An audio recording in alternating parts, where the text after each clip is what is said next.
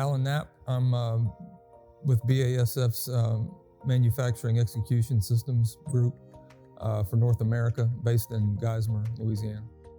So Aspen IP21 is BASF standard system. There are some instances of OSI Pi, but the largest footprint in BASF is Aspen. And I think some plants had higher expectations for data analytics capabilities outside Aspen, and maybe to a lesser extent IP21.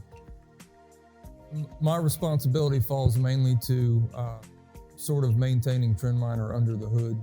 So I'm much less familiar with specific use cases that plants have implemented, although I am aware of a few. One is at the Freeport site.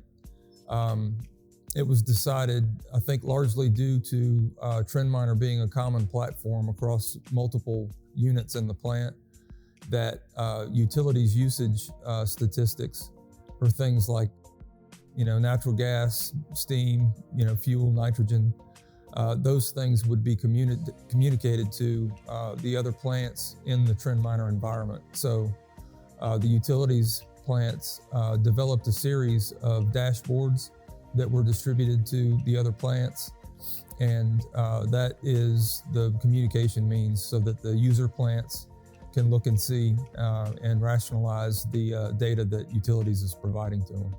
The ease of use, I would say, and again, this is from a maintenance perspective more than it is an actual use perspective, but it's easy to maintain, easy to implement. The upgrade process is pretty straightforward. Usually we have some TrendMiner person on call with us whenever we actually do the upgrade. It gives us a little chance to interact with them and discuss some of the details that either people have mentioned, or in my case things that building dashboards of functionality that I'd like to see added if possible. But so there's great support. If something does go wrong, then we have easy access to go try to figure out what went wrong and correct it. So it's well supported. I would absolutely recommend TrendMiner.